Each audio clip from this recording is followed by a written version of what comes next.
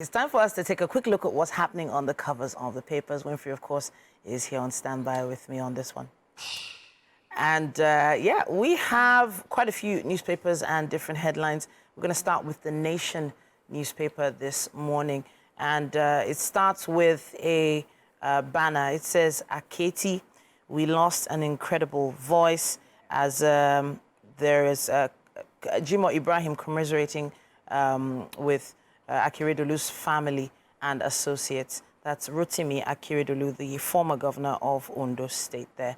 Then top left, it says, Shetima, Akume, Akpabio, Wike, hardship over soon. That's page 4's story, page 4's news.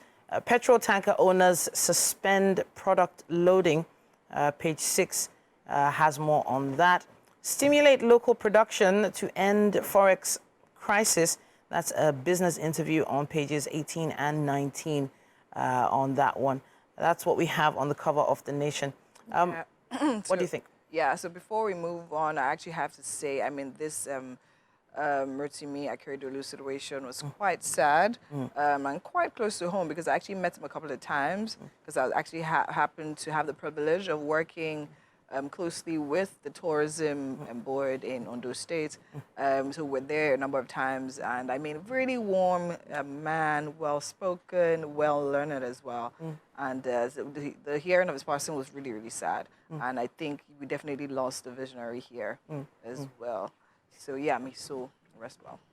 So yes, indeed, and of course our hearts go out to the Akeredolu family yes. and extended family members who are dealing with this loss.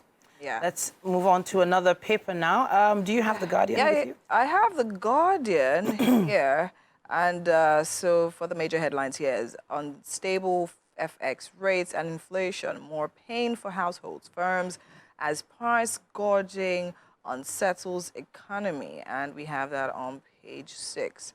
On the strip there, beneath the images of some prominent faces in Nigeria, we have Naira crisis to double prices of Meta as manufacturers seek liberalization. We have that on page 3. Security against agents intercept truck of smuggled diverted food items at borders. We have that on page 6 as well. To the right of that, we have Catholic bishops fault Tinubu's reforms as CBN preaches hope.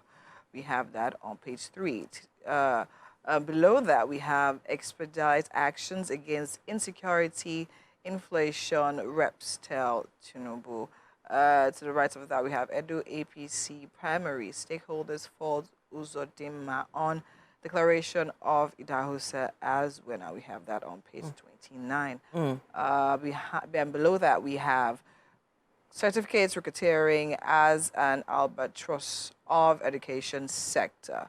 And that's all we have on the page of The Guardian. Interesting. I was looking at the issue of trucks smuggling diverted food items at the borders. Now, of course, it's a developing story. There are quite a lot of instances we've heard of, especially on social media, of, you know, food items and even fuel, petrol being smuggled out. And it's really damaging to the economy, as obviously.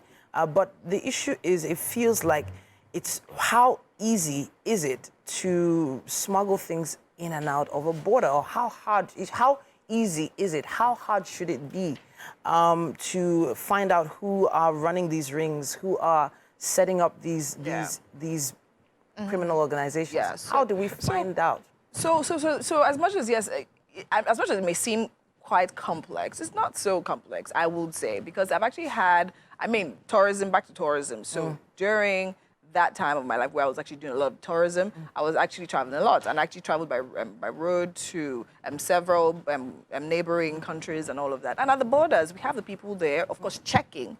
But at the same time, in the end of everything, what you realize is that what they really want is money. Wow. So I can be coming in with a truckload of anything and literally just tip these guys and then go through. Not forgetting that they're also Nigerians. They also have needs. They also are going through the impacts of inflation and things like that. So, of course, do you understand? They also would think of themselves first before thinking about what's going through their mothers. So it does feel like the borders are kind of porous. Very porous. Kind of is just putting it lightly.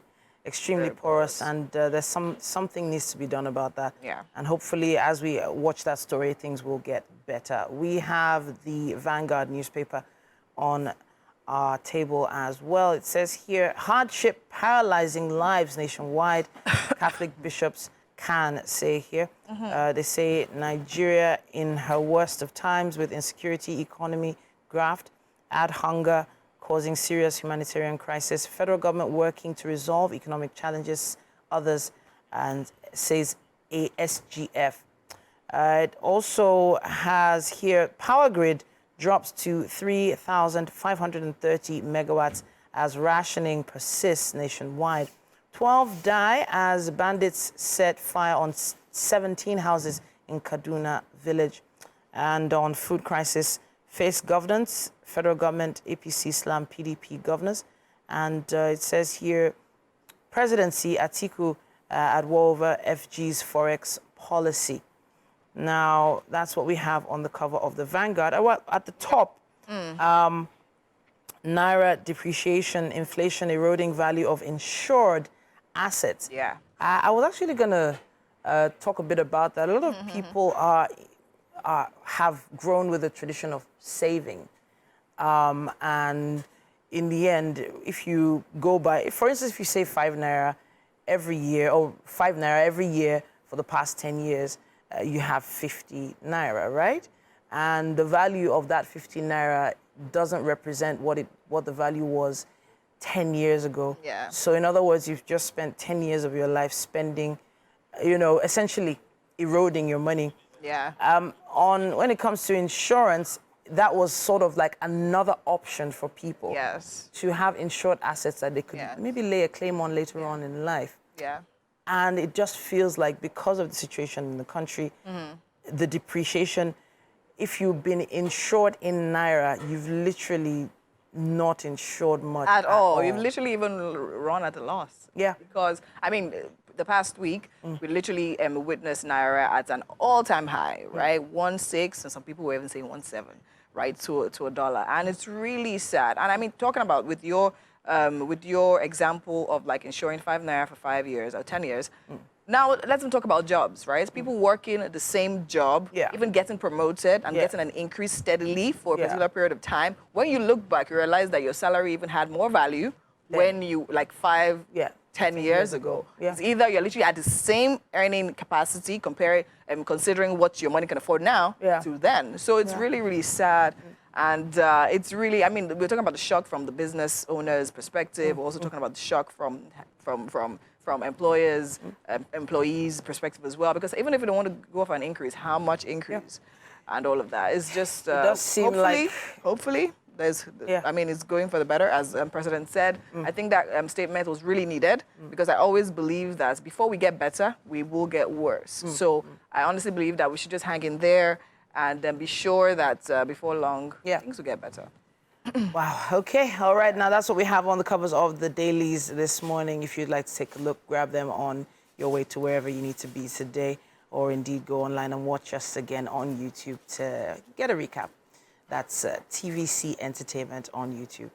Now, of course, we have quite a bit still coming your way right here on Wake Up Nigeria. We're going to take a quick break and be back with more.